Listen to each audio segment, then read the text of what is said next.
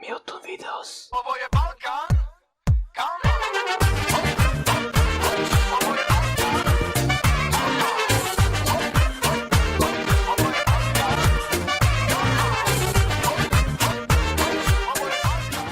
Dobar dan i dobrodošli u još jedan klip na ovom kanalu. U današnjem klipu ćemo pričati o jednoj poluozbiljnoj temi. Ovo je također jedan od najlicemernijih klipova na ovom kanalu. Pre svega zato što i sam radim većinu stvari za koje prozivam druge, a drugo ne vjerujem da ću prestati sa bilo čim od navedenih stvari u klipu. Ovo je jako opširna tema i direktno je povezana sa mnogo drugih stvari kojih ću se možda dotaći u budućim klipovima. Dakle, zašto traćite svoje vreme? Zašto traćite svoje vreme, recimo gledajući YouTube klipove youtubera kojima je broj godina jednak koeficijentu inteligencija, moral nizak koliko je let kokoške?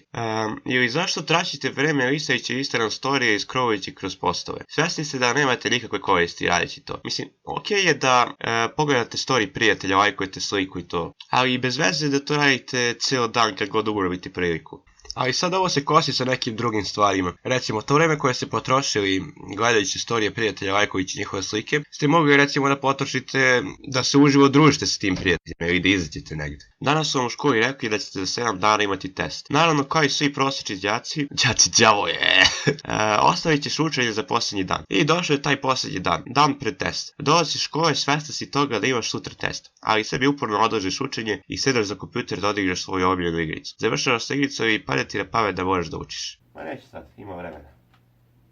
Zavaljuješ se u krevet i uzmeš telefon. I šaltaš Instagram. Ok, to te je smorilo. Opet ti pada na pamet da trebaš da učiš. Ali opet odlaziš.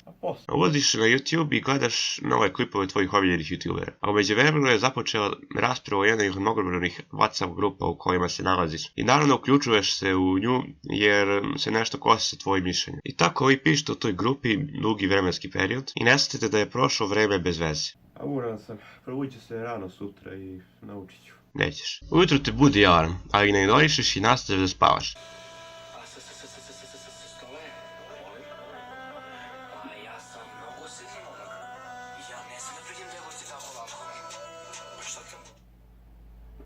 Dolazi vrijeme da odeš u školu, ali test je prvog časa. Uzmeš telefon i pišeš poruku u WhatsApp grupu svog odeljenja na fazon: hajde da pobegnemo ili hajde da radimo svi za jedan. Na kraju nekako uspijete da odložite test, ali se isto ponovi i svakako dobijete loše ocjene. Najvjerovatnije vam se desila ista ili slična situacija. Sad, nadam se da ste mogli nešto da shvatite iz ove priče. Možda su se neki i pronašli. Ono što sam htio da kažem je to da previše vremena trošimo na društvene mreže i tako te nebitne stvari. I da nas ponekad sputavaju u našim obavezama. I da nekada totalno zaboravimo da radimo na sebi. Samo zato što smo morali da se raspravimo o tome da li su Kika ili Baka Brasa u pravu. A ne shvatimo da se ti ljudi na koje mi traćimo sate, koji su nekima idoli i slično, zapravo kupaju parama dok trošimo svoje dragocjeno vreme na nebitne ljude i stvari. Trebate nešto da promenite. Trebaju vam drastične promjene. Najradikalnija promjena koju možete da napravite je da instalirate društvene mreže. Ali to neće niko raditi. Neću ni ja. Ako imate problem sa kilogramima, kada kažem problem sa kilogramima, mislim i na manjak, kao i na višak.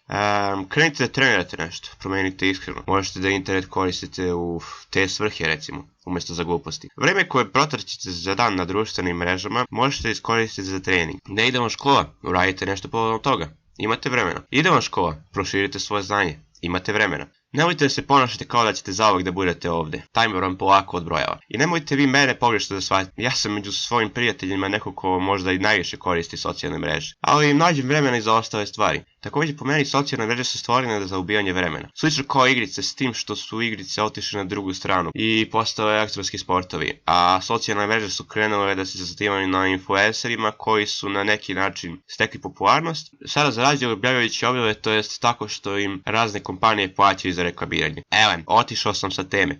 Sasvim je ok koristiti sve to za ubijanje vremena. Naprimjer kada čekate autobus ili kada se vozite autobusom.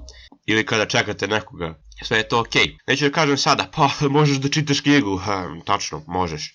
To nije ono što ja smatram pogrešnim. Pogrešnim smatram to što sam već možda naveo u priči koju sam ispričao malo pre. Pogrešno je tražiti vrijeme na gluposti kada realno možete da radite nešto koristi. Ili kad imate obaveze mrzi vas, pa gledate da nekako to odložite. Sad ovdje polako ulazim i u motivaciju o kojoj ću napraviti poseban klip.